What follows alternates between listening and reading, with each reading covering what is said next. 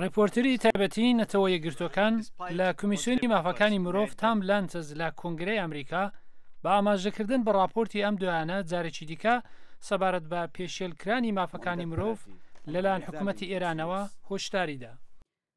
Iran continues to execute more individuals per capita than any country in the world. ئێران هەروە درێژە بە لە سێدارەدان دەدات کە بە پێی ژمارەی کەسەکان لە چاو هەموو جیهان زۆرترین کەسی لە سێدارەداوە. ئەو ڕێژەیە لە ساڵی 2005 تا 2014 هەروە بەرەو زیادبوون ڕۆیشتووە. لایانی کەم 604 کەس لە یەکەم حەومانگی 2015دا لە سێدارە دراون کە لە ماوەی 25 ساڵی ڕابردوودا هەرە زۆرترین ژمارەیە. هەروەها ئەم ساڵ لایانی کەم دەژن لە سێدارە دراون. لەلایەکی دیکەوە ڕێکخراوی ئەمنەستی ئینتەرنەشناڵ واتە لێخۆشببوونی نێونەتەوەیی لە راپۆرتی خۆیدا لە بۆنەی ساڕۆژی لە دژی ئێعدامکردندا ئەو ئامارانەی پشتڕاست کرد.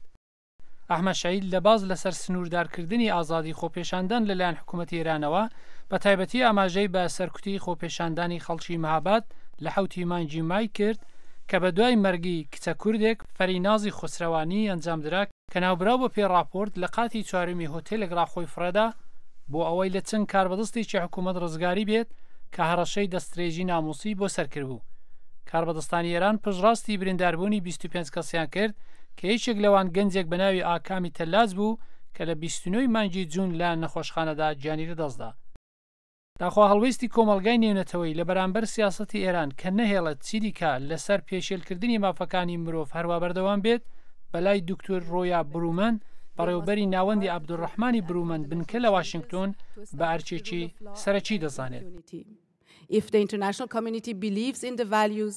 ئەگەر کۆمەلگای نێونەتەوەی باوەڕی بە بایەخەکان و بنەماکانی بەیاننامەی جیهانی نەتەوە یەکگرتوەکان و پەیماننامەی هەیە ئەگەر ئەوان هیوا بۆ هاوکاریکردنی درێژخایانی ئێران و سەقامگیری لە هەرێمەکەدا دەخوازن دەبێت ڕێبەرانی کۆماری ئیسلامی بە بەرپرسیار بزانن چونکە بڕیارەکانی مافەکانی مرۆڤ پشتگوێ دەخان.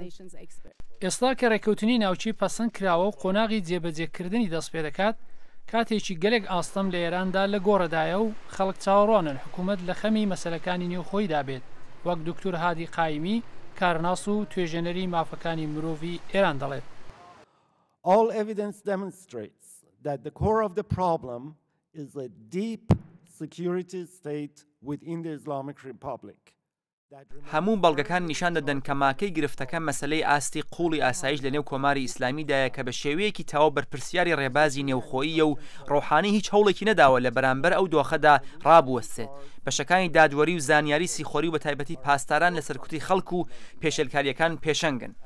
بەڕێز قایمی لە ڕێکخراوی هەڵمەتی نێونەتەوەیی مافەکانی مرۆڤ لە ئێراندا پێداگر کە پێویستە بۆ ڕوحانی ڕوون بکرێتەوە کە لە ئاستی ئامانجەکانی دەرەوەیدا ناتوانێت پێشکەوتن چاوەڕوان بکات مەگەرەوەی دۆخی نالەباری مافەکانی مرۆڤ لە وڵاتدا بگۆڕێت. هەر بۆیە داوا لە ئەندامانی کۆنگرس دەکەم کە بەکارێکی جددی بۆ بەڕێوەبەرایەتی ئەمریکا بزانێت و مچۆگەری بکات کە وەزارەتی دەرەوە لەگەڵ وڵاتانی هاوبیر لە کۆبوونەوەی دواییدا لە مانگی مارس لە ژنێف لە ئێستاوە کار بکەن کە ئێران بەپێی بەڵێنیەکانی پەسەندکراوی نێونەتەوەی بچێتە پێش و مەسئلەی پاراستنی مافی مرۆڤ مەسئلەی چەند هەرێمیە. ئەحمەد شەید ئەم راپۆرتەی 28 ئۆکتۆبر بە فەرمی پێشکەشی کۆمیتەی کۆبوونەوەی گەشتی ڕێکخراوی نەتەوە یەکگرتوەکان کرد. سەلاحی پیرۆتی دەنگی ئەمریکا.